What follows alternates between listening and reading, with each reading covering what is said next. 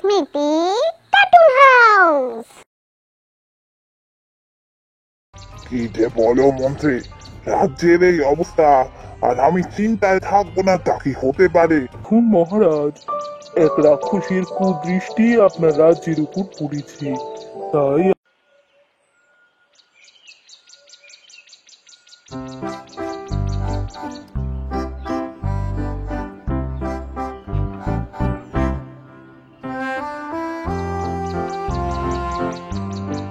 এরপর রাজকুমার আরো অনেকটা পথ হাঁটলো, কিন্তু এমন কাউকে পেল না যার কাছ থেকে সে জানতে পারবে যে সেই রাক্ষসকে কি করে ঘুম পাড়ানো যাবে।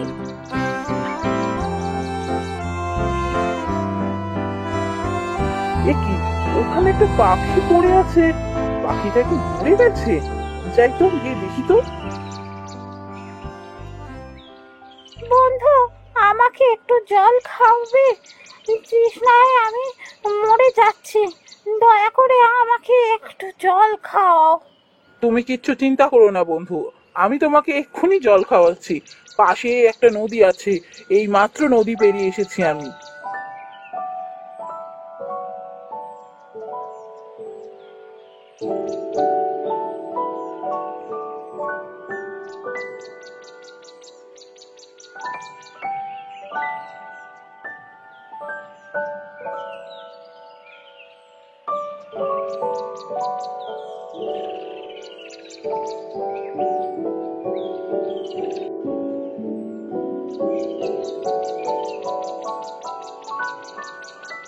তোমাকে অসংখ্য ধন্যবাদ, তুমি আমার প্রাণ বাঁচালে।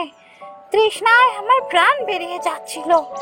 বন্ধু যখন বলেছো ধন্যবাদ দিও না, বন্ধু হিসাবে এটা আমার কর্তব্য। কিন্তু তুমি কোথায় যাচ্ছ বন্ধু?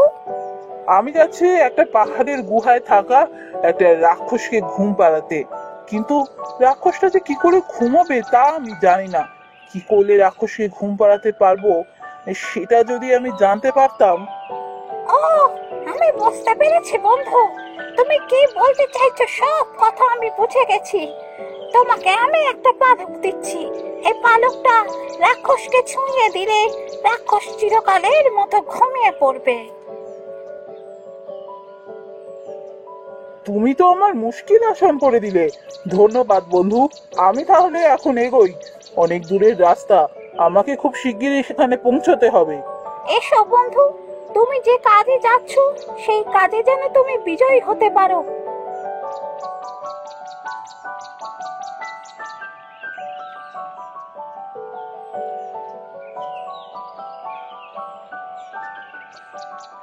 পথিক, পথিক, তুমি একটু দাঁড়াও, আমার বড় কষ্ট হচ্ছে, আমার একটু সাহায্য করো।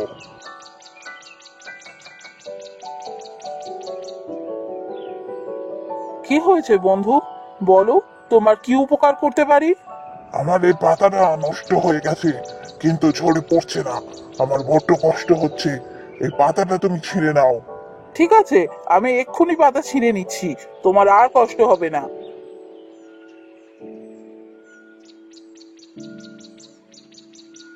ধন্যবাদ বন্ধু, কিন্তু তুমি এখানে কি করছো? তুমি কোথায় যাচ্ছ?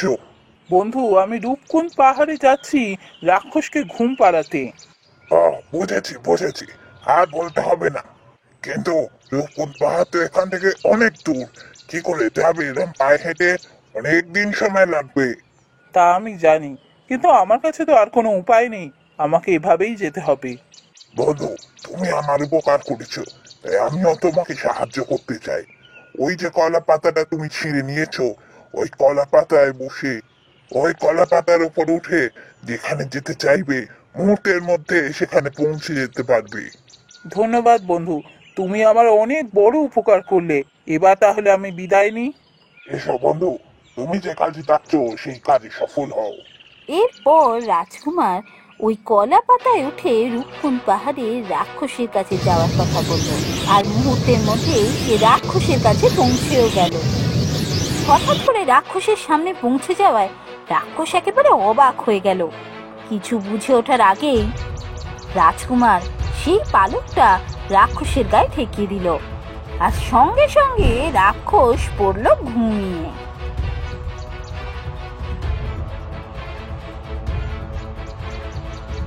রাক্ষস ঘুমিয়ে পড়েছে। এবার আমাকে ওই পাথরটা খুঁজে বার করতে হবে। পাথর নিয়ে আমি রাজ্যে ফিরে যাব।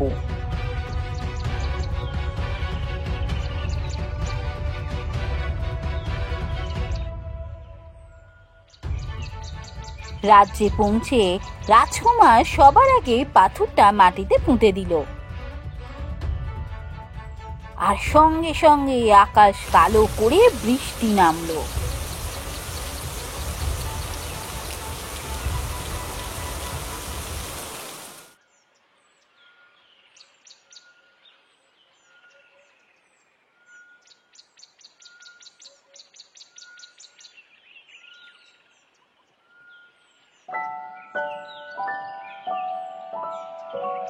সত্যি রাজকুমার, তুমি অসম্ভবকে সম্ভব করে দেখিয়েছো। আমি তোমার জন্য গর্বিত। আমি চাই এবার তুমি এই রাজ্যের দায়িত্ব নাও। আমি এবার তোমার কাছে দায়িত্ব দিয়ে নিজে বিশ্রাম নিতে চাই। মহারাজের কথা মতোই রাজকুমার রাজা হয়ে সিংহাসনে বসলো। রাজকুমারকে রাজা হিসাবে পেয়ে রাজ্যবাসী খুব খুশি হলো, আর রাজকুমার রাজা হয়ে ন্যায়ের সাথে রাজ্য পালন করতে লাগলেন।